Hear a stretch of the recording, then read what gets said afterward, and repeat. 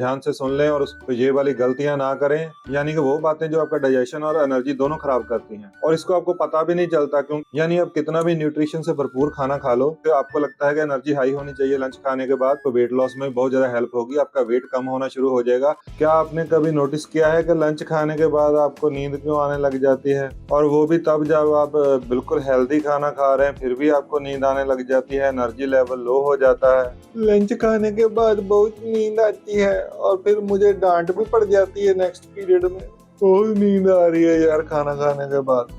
आज हम समझेंगे कि मॉडर्न लंच जो हम आजकल खाते हैं वो हमें थका क्यों देता है, और वीडियो के एंड तक बनिए रहेगा। इसमें हम आपको आयुर्वेदा और साइंस, इसके पीछे के दोनों सच आपको बताएंगे और इसके सोल्यूशन भी आपको बताएंगे। तो नमस्ते दोस्तों, आप देख रहे हैं हमारा चैनल प्योरली फिट। हमारे चैनल पर आपका स्वागत है। तो आज हम बात करेंगे why your modern lunch is making you tired, यानी कि वो बातें जो आपका डाइजेशन और एनर्जी दोनों खराब करती हैं और इसको आपको पता भी नहीं चलता, क्योंकि आप न्यूट्रिशन से भरपूर खाना खा रहे होते हैं। उसके आपको लगता है कि एनर्जी हाई होनी चाहिए लंच खाने के बाद, लेकिन उसके बाद भी आपका एनर्जी लेवल लो हो जाता है। तो उसके पीछे के रीजंस आज हम जानते हैं। तो फ्रेंड्स, लंच के बाद की ये नींद सिर्फ नींद नहीं है, ये आपकी बॉडी का एसओएस सिग्नल है, आपकी बॉडी का एक इमरजेंसी सिग्नल है कि आपकी बॉडी में कुछ खराब है। तो आयुर्वेदा में इसे मंद अग्नि कहा जाता है। तो मॉडर्न साइंस भी ये मानती है ये तब होता है जब आपका शुगर लेवल एकदम से स्पाइक होकर गिर जाता है। लेकिन अब ये सवाल आता है कि ऐसा होता क्यों है? तो आयुर्वेदा के हिसाब से जब हम इनकम्पैटिबल फूड कॉम्बिनेशन लंच में खाते हैं तब भी ऐसा होता है। यानी कि जब आप लंच में लेते हैं fried food, curd, cold drink और साथ में राइस, तो ये कॉम्बिनेशन डाइजेशन को स्लो कर देता है और आपकी बॉडी में जितनी भी एनर्जी होती है, यानी जितनी भी अग्नि होती है, वो सारी उसको डाइजेस्ट करने में लग जाती है। वो सारा उसी तरफ डाइवर्ट हो जाता है बॉडी का ध्यान। तो इसका रिजल्ट क्या आता है फिर? स्लीपीनेस और फटीग। तो इसमें साइंस भी कहती है कि हाई कार्ब्स मील जो रहते हैं तो उनसे एकदम से इंसुलिन स्पाइक होती है और बाद में आपका ब्लड शुगर लेवल गिरता है और उसके बाद आपकी एनर्जी ड्रॉप हो जाती है। आयुर्वेदा कहता है मध्यमा भोजनम श्रेष्ठम, यानी कि दिन के बीच का भोजन सबसे ज्यादा इंपॉर्टेंट है। लेकिन इसका मतलब ये नहीं है कि आप अनलिमिटेड खा जाएं और कुछ भी खा जाएं उस लंच। जब आप बहुत ज्यादा टाइम के बाद भोजन करते हैं या बहुत ज्यादा भोजन कर लेते हैं तब आपकी डाइजेशन पावर जो होती है बॉडी की अगर कम है तो आपकी अग्नि बहुत स्लो हो जाती है। मंद अग्नि के कारण आपका डाइजेशन बहुत स्लो हो जाता है। तो अग्नि कमजोर है पहले और वो भी खाना पचाने में लग गई, तो खाना पचा भी नहीं अच्छे से, डाइजेशन भी इनकम्प्लीट रह गया और एनर्जी लेवल भी नहीं बढ़ा। ठंडा पानी या कोल्ड ड्रिंक जो होते हैं अगर हम खाने के बाद लेते हैं वो भी हमारी डाइजेस्टिव फायर को बुझा देता है, यानी कि हमारी जो डाइजेस्टिव फायर है वो कमजोर हो जाती है, वो भी खाना पचने नहीं देता है। और अगर आप ऑफिस गोइंग हैं और या स्टूडेंट हैं तो आपको बिल्कुल ठंडा भोजन नहीं करना चाहिए, वो कम से कम वार्म तो जरूर होना चाहिए और सर्दियों में तो जरूर ही वार्म होना चाहिए। ठंडा भोजन जो होता है वो पचने में बहुत ज्यादा मुश्किल करता है, आपकी बॉडी की बहुत ज्यादा एनर्जी लगती है तो आपका डाइजेशन इनकम्प्लीट रह जाता है। तो क्या होता है फिर खाना डाइजेस्ट होने की जगह फर्मेंट होना शुरू हो जाता है, तो फिर आपको गैस और ब्लोटिंग होनी शुरू हो जाती है। तो खाना अच्छे से पचेगा नहीं तो एनर्जी लेवल फिर से लो ही रहेगा। तो मॉडर्न साइंस भी इसमें एग्री करती है कि cold beverages construct stomach lining and it slows enzyme activity. तो मील के तुरंत बाद ठंडा पानी और कोल्ड ड्रिंक बिल्कुल भूल जाइए। अगर कुछ लेना है तो वार्म वाटर लीजिए और थोड़ा सा सिप करके लीजिए, ज्यादा क्वांटिटी में नहीं लेना है। जहाँ जीरा और अजवाइन अगर आप उबाल कर रखते हैं तो उसका थोड़ा सा पानी आप ले सकते हैं, वो डाइजेशन में हेल्प भी करेगा आप। तो इधर आइए, अब एक सीक्रेट सुनिए।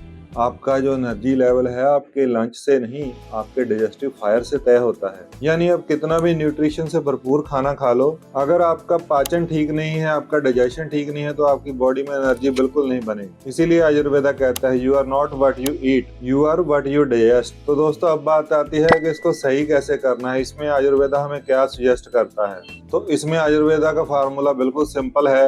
वार्म फूड लीजिए, उसमें 6 के 6 जो टेस्ट होते हैं वो होने चाहिए और माइंडफुल ईटिंग होनी चाहिए। तो एक आइडियल लंच प्लेट कैसी होनी चाहिए? उसमें थोड़ी मिलेट की रोटी होनी चाहिए या राइस होने चाहिए। तो कुछ पार्ट उसमें प्रोटीन का होना चाहिए, वो आपको दाल से मिल सकता है, चने से मिल सकता है, नॉनवेज से मिल सकता है।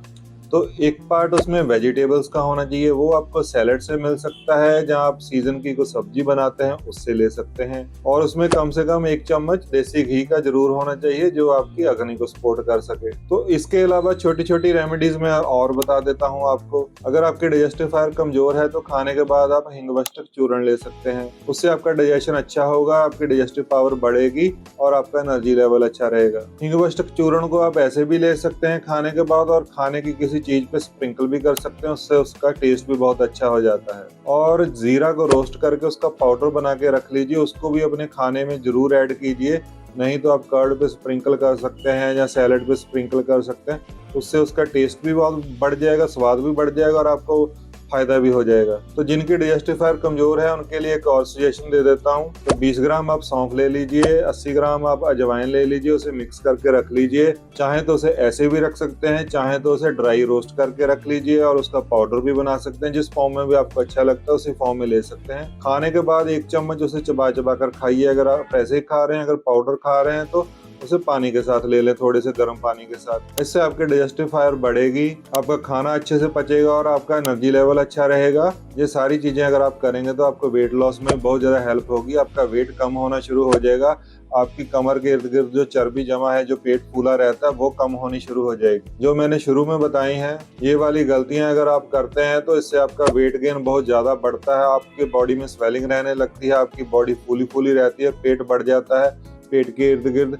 जो आपके फैट बहुत ज्यादा इंक्रीज होनी शुरू हो जाती है। तो ये वाली गलतियां ना करें, ध्यान से सुन लें और उसको फॉलो कर लें। तो इसमें मॉडर्न साइंस भी यही कहती है कि बैलेंस्ड मील जो रहता है equals to stable blood sugar equals to no fatigue. तो ये है आपके लिए क्विक रिकैप। तो अब आप मुझे कमेंट में जरूर बताइएगा कि लंच के बाद आपको एनर्जी मिलती थी या नींद आती थी, और आज से इनमें से कौन सी गलती आप बंद करने वाले हैं और कौन कौन सी गलतियों को सुधार कर कौन कौन से सजेशन जो है आप इम्प्लीमेंट करने वाले हैं। तो अगर वीडियो अच्छा लगे तो इसको अपने दोस्तों के साथ भी शेयर कीजिएगा, आपको लगता है कि जिनको इसकी जरूरत है, ताकि वो भी जान सकें कि हेल्दी खाने के बाद भी अगर आपका एनर्जी लेवल लो रहता है तो उसका कारण क्या है। तो ऐसी ही छोटी छोटी और अनकॉमन जानकारियां हम आपके लिए लेकर आते हैं। ऐसी ही और जानकारियां पाने के लिए इस चैनल को सब्सक्राइब कर लीजिए, ताकि जब भी हम आपके लिए नया वीडियो लेकर आए आपको जानकारी मिल सके, और बेल आइकन को भी क्लिक कर दीजिएगा। तो चलिए मिलते हैं किसी नेक्स्ट वीडियो में। थैंक्स।